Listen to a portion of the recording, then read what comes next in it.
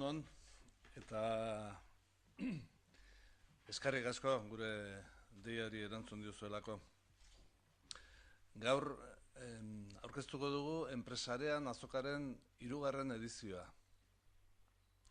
Azoka hau hasieratik bai Euskarari Ziurtagirian elkarteak eta Gipuzkoako Foru Aldundiak elkarrekin antolatu dute, eta hemen gaude bi kulpanteon ordezkariak azalpenak emateko.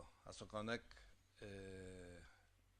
helburu du euskara sustatzea, euskararen erabilera sustatzea esparru sozioekonomikoan, oso modu orokorrean esan da. Esparru oso garrantzitsua da. Hezkuntzan egiten den inbertsioari gero lan esparruan segida eman behar zaio, bestela galdu egiten da indako inbertsio hori guztia. Eta hor ekimen asko daude, eta hori izan zen ekimen bat, aurreko foru gobernuak abian jarri zuena, eta foru gobernu honek mantentzen duena. Azokaren historia ne honek baino asko zero beto ezautzen du Robert Gutierrezek, eta berak kontatu du historia, eta gero gaur aurkezten dugun edizionen ezaugarriak, gero bukaeran nik erantziko dizkiot ñabardura batzuk. Robert. Mila esker, Mikel, egunon guztioi. Mikelek esan bezala, enpresarean azoka hasieratik bai Euskadi Ziurtagirian elkartea eta Gipuzkoako Foru Aldundia elkarlanean garatzen ari gara. Urte hauetan zeharain bat ekimen abiatu ditugu proiektu honen barruan. Azoka izango da segurazko azpimarragarriena, baina horren barruan ere jardunaldiak eta foroak antolatu izan ditugu. Informazio guztia enpresarian.eus webgunean aurkituko duzue, eta baita orain arte burutu ditugun ekimen guztietako bideoak ere.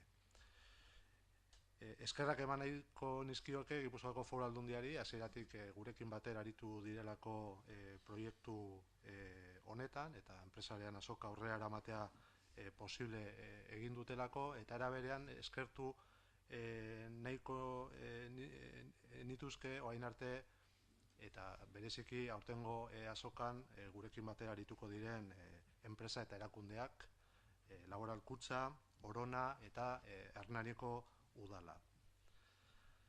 Ekintzailetza eta finantziazio eredu berriez arituko gara aurtengo enpresarean azokan, eta aipatu behar dugu berritasun ugariz beterik datorrela jardunaldi hau. 3. edizio hau Orona Ideoko galeria aretoan izango da, azaroaren 3an, eta izen ematea zabalik dago enpresaren.euseko atarian. Parte hartzera animatzen zaituztegu, bai Euskadi Ziurtagiriaren elkartetik, harreman profesional interesgarriak egin eta elkarlanerako bide berriak irekitzera. Gainera, aurten berritasun batzuk egongo dira, eta gero Mikelek azalduko ditu, harin saioaren barruan bereziki. Izen propioen zerrendare ez da edonolakoa izango, aditu eta ekintzaile sutsuak izango ditugu gure artean, Euskal Herriko enpresa askotako kideak, esperientzia handiko eta ibilbide luzeko pertsona sortzaile eta berritzaileak, arriskuak bere gain hartzeko prest daudenak. Eta horiekin batera, finantziazio erakunde garrantzitsuetako ordezkariak izango ditugu Orona Ideon. Iparra argi dugu bai Euskarari Ziurtagirian elkartean. Ideiak partekatzeko foroa eskaintzea eta euskaraz lan egiten duten enpresen eta profesionalen arteko sarea ehuntzea. Baita ekintzaileen artekoa albidetzea ere, sinergiak bultzatuz eta elkarlana bideratuz, esan bezala. Egitarauari dagokionez, esan behar da, alde batetik ekintzailetza ereduez arituko garela enpresarean azokan, eta horretarako gurekin izango dira Nagore Ardanzak, Crecer Más Orkestrako arduraduna, Mondragonetik Mikel Orobengoa izango dugu, Talaios Kooperatibatik Beñat Irasuegi, eta Adegitik Paul Lizeaga izango dugu. Pilar Kaltzarak dinamizatuko du lehendabiziko solasaldi hau, eta ondoren 4 ekintzaileren esperientzien berri jasotzeko aukera izango dugu beste solasaldi batean, eta hor parte hartuko dute Lakariko Leire Udabek, Ekobameko Luis Urteagak, Lenideko Aizea Perezek eta Errotuko Miren Muñagorrik. Ekintzailetzarekin jarraituz, azpimagarria da Antxon Tomasenak, Gipuzkoako Foru Aldundiko Ekonomia Sustapeneko zuzendariak eskainiko duen hitzaldia. Eta hau ere, nabarmendu nahiko nuke, azpimarratu nahiko nuke, hemen hizkuntza berdintasuneko zuzendaria daukagulako hemen mai honetan, baina ekonomia sustapenak ere parte hartuko du enpresarean azokan. Finantzazioari dagokionez, dirua nola lortu daitekeen, arituko dira ondorengo profesionalak, MIK Researcheko David Sánchez Botek gidatuta. Alde batetik, Fiareko zuzendaria izango dugu, Juan Garibi, Laboral Kutxatik Xabier Egibarrek hartuko du parte, negozio garapen sailaren zuzendariak, Espriko zuzendaria ere izango dugu gure artean, Alexander Arriola, eta Elkargiko Jorge Elaustegik ere parte hartuko du finantzazioari buruzko solasaldi honetan. Era berean, Eneko Kenerrek hitzaldi bat eskainiko du, Silicon Valleyn bizi izan den ibilbide profesional handiko gasteiztarrak parte hartuko du, eta berrikuntzaren eta finantzazioaren alorren inguruan hitz egingo digu. Bidean ikasi dituenak azalduko dizkigu eta aurrera begirako hainbat proposamene luzatuko ditu. Ekitaldiaren bigarren zatian, emakume ekintzaile ere eskainiko diegu tarte bat, eta gurekin izango ditugu Miren Lauzirika eta Sonia Ortubai. Eta bukatzeko Markel Irizar txirrindulari profesionalak parte hartuko du enpresarean azoka, trek taldeko txirrindulari profesionalak, eta Bizipost proiektuko sustatzaile nagusia. Berak emango digu bere proiektuaren berri, beste disiplina bateko profesional bat da, baina seguro gaude irakaspen ugari ateratzeko parada izango dugula. Hasieran esan bezala, animatu nahi zaituztegu, enpresarean azokan parte hartzera, bai harin aurkezpenetan edo bestela publiko bezala hurbiltzera, eta horretarako enpresarean.eus webgunean aukera izango duzue izena emateko, eta hor ere aurkituko duzue enpresarean azokari buruzko informazio guztia. Ederki, Robert, nik gauza pare bat erantziko ditut. Bata da, xehetasun bat, harin aipatu du Robertrek, aurtengo berrikuntza bezala, bada elementu bat ohikoa bihurtzen ari dena ekintzaileen munduan, oso denbora gutxiko mundu bat baita, denbora oso garestia den mundu bat da, eta orduan oso ohikoa bihurtzen ari da aurkezpen espresa egitea, ia 3 minututan lortzen dudan norbait konbentzitzea, nire ideiak ikaragarri balio duela, aukera bat merezi duela gutxienez. Eta holako formulak badaude, teknika oso komplikatua da, 3 minutura ekartzea ideia on bat komplikatua da, baina aurten tarte bat irikizaio aukera horri, daukan abantaila handia delako, 3 minutuko horrek eskadezake lan mentala handia, baina ez du baliabide apartegorik eskatzen. Hau da, izan daiteke ideia bati aukera ematea.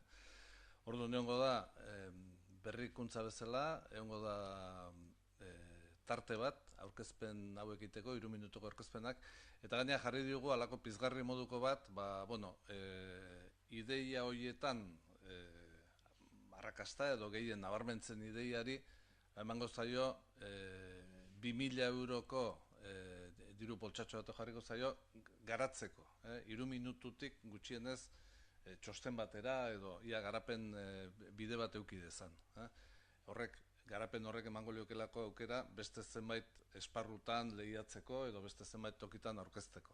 Orduan, ekintzailetza sustatzeko iruditzen zaigu bide eraginkor bat izan daitekela, probatuko dugu eta ikusiko dugu horren arabera horrengo azoketarako edo ze bide indezaken horrek.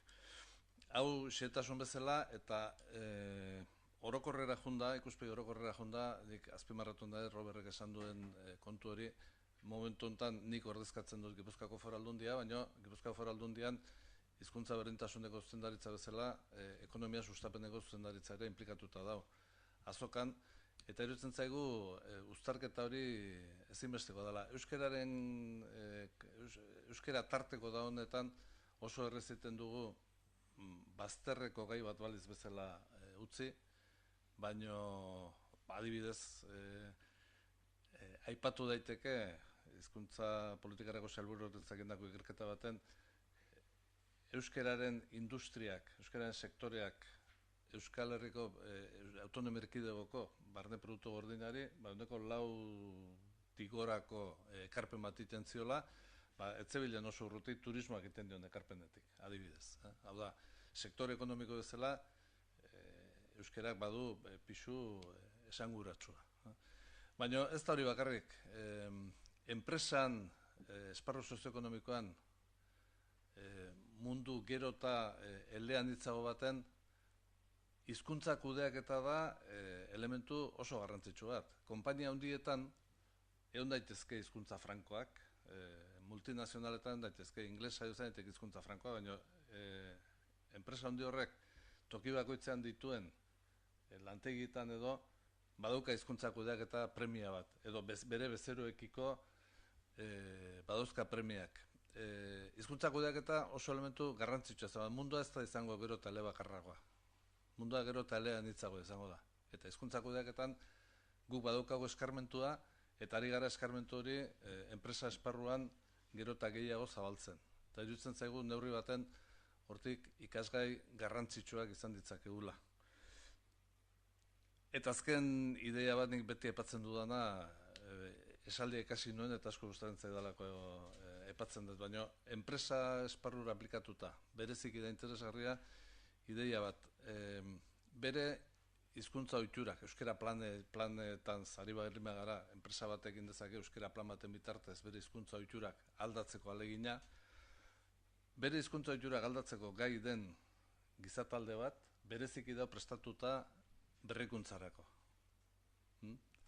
Hizkuntza ohiturak aldatzeko aldatu behar diren egitura mental horiek behin aldatu ezkero, berrikuntzarako prestutasun berezi bat gelditzen da, eta hori enpresaren esparruan, beti ere berrikuntza premian daun esparru batean oso garrantzitsua da. Zentzu hortan, azok hau, nik uste urrats garrantzitsua dela, euskararen inguruan sareak sortzen jutea, praktika honak partekatzea eta lankidetzak garatzea, iruditzen zaigu bide egokia dela, esparru sozioekonomikoan hizkuntza berdintasunera bidea egin dezagun. Eta hori esan da, zuen eskutan gelditzen gara, inongo galderarik o jakin nahirik balimanoko zuen. Arinaren atala egin da horretik, baina berria dena da, saria edo pizgarri hori, Bai hori da. Aurreko edizioetan ere egin izan dugu Arinaren atal hori, 3 minutuko aurkezpen labur horiek, baina saririk gabe, eta aurtengo berrikuntza hori da, sari bat egongo dela.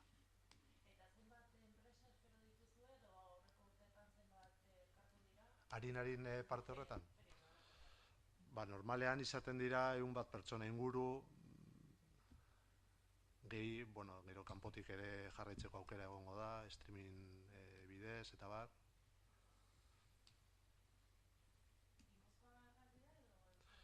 Gehienak gipuzkoarrak dira, baina Euskal Herri osoko munduko enpresa guztietara zabaldi dago.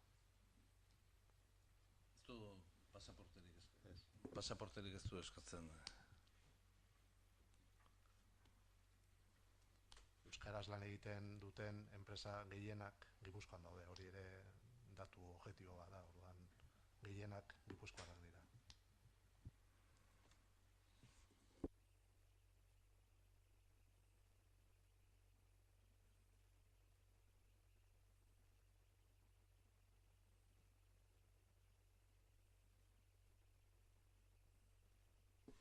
Beno, besterik ez bada, eskerrik asko, tortzatik eta horren arte.